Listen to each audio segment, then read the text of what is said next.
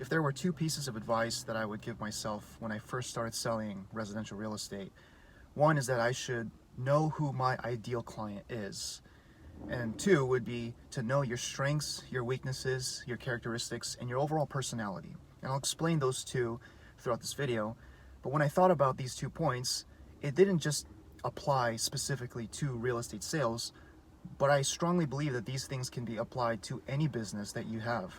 For example, if you're selling a product, you gotta know if your product is something that you believe in and if you can identify what your ideal customer is. Because if you're trying to sell something to someone who doesn't want it, it doesn't matter. And if you've seen the movie The Wolf of Wall Street, you know exactly what I'm talking about.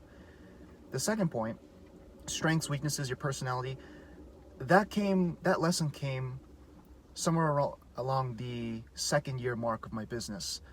And it was through testing a lot of things that I started to figure out who I really was. And you could say that even though you might be starting your business later in life, you might already know your strengths and characteristics. I didn't know mine because I was still 19 and 20, and who really knows themselves at that young age? And I still don't know myself, to be fair.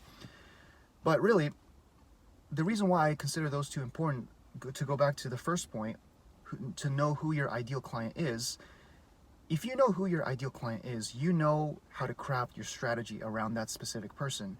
You know how to lead generate. You know what scripts to use. You know why those clients vibe with you more than some others. For me, my ideal client was a buyer who came into an open house. They might have looked at properties in the past. They're typically first-time home buyers. Sometimes I stumble upon second-time home buyers.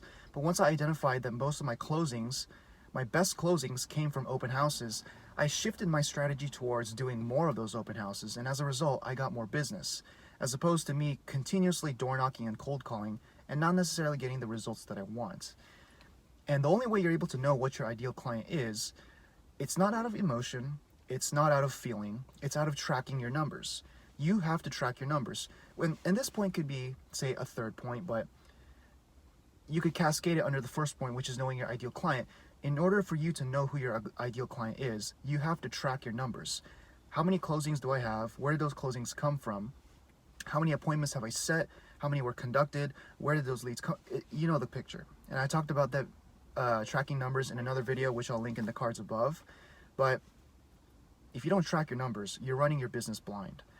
And if you're running your business blind, you can't really craft your marketing strategies, your lead generation strategies towards any specific client. And you could take the approach of shotgunning, throwing stuff against the wall and seeing what sticks. But if you're someone with, not a lot of money, not a lot of time to waste, that's gonna have a high churn rate. You're not gonna survive very long if you don't know what you're doing. So unless you're taking continuous, intense, massive action and have room to let things fly and see what sticks, it's best to know where your best leads come from and who your ideal client is. So clarity is perhaps the most important thing out of anything.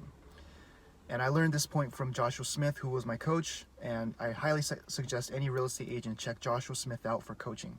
Now, the second point was a lesson that I found for myself. And you could say that this lesson is found or learned in everybody's unique way. Strengths and weaknesses play a very important role in how you run your business because you can't force something that isn't true or isn't who you are. And I learned the lesson about human nature through my own business. You can't force something to happen when it's not made to be that way. And I made a video that talks about why I stopped cold calling for leads, which I'll link in the cards above. But when I found out that, no matter how hard I tried to cold call, no matter how hard I tried to prospect for expireds and for sale by owners, it just wasn't effective. I wasn't getting the business that I projected, and because of that, I switched my focus towards the open houses. That shift in focus was discovered by tracking my numbers. Again, you find out your strengths and weaknesses, not only based off of feeling and experience, but also from tracking your numbers.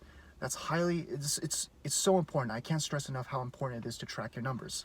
In fact, I'll make it a third point. You gotta track your numbers too. But to go back to the second point I was talking about, strengths and weaknesses, if you realize that you are strong at a specific strategy, why not double down on it? The whole idea of strengthening your weaknesses to balance yourself out is sort of a flawed methodology because if your market edge is to do a specific strategy. Why not do that very well?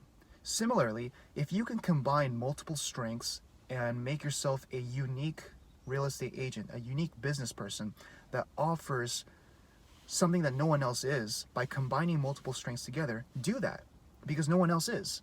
I know a ton of real estate agents who are very good at producing videos and doing open houses together. And those two together have produced a great business in itself. Similarly, there are people who are at the highest levels of door knocking who do one specific strategy very well. You have to find out what it is. And the only way to find that out is by experimenting with a lot of options, doing them consistently, and tracking your numbers.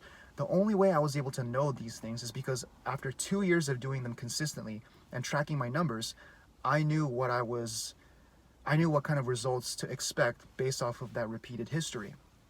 So you got to analyze yourself and your business. Again, you're not just selling real estate and hoping that things fall onto your lap. You're a business person. You have to operate your business just like that of a big corporation. You got to look at your numbers. You got to look at your skills, your assets, your strengths and weaknesses, what the situation is, what the market is like. Obviously, this market is different than it was 2 years ago. But again, these are some of the most important points that I could share with you that I wish I would have known earlier in my career or stage as a real estate agent. But again, some things you can't learn until you experience them yourself, which is why you gotta be consistent. You gotta apply massive action consistently. Try a lot of things. Cold call, door knock, do open houses. Try 2 or 3 strategies consistently and see, after tracking your numbers, see which one is the best yielding results. And when you find what suits you best, either because of results and because you like what you do, you like the strategy and tactics that you use, move towards that. Move towards that strategy, because that's the way you're going to survive in the business, by doing things that you find effective and things that you like. So I hope this video helps. Again, know who your ideal client is, track your numbers, and know what your strengths and weaknesses are and what your personality is like.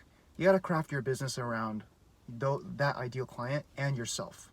That's how you get maximum efficiency, and that's how you really produce your edge in the marketplace. So any other videos that are recommended, you can leave them in the description below or comments below, and like and share the video. Thanks for watching.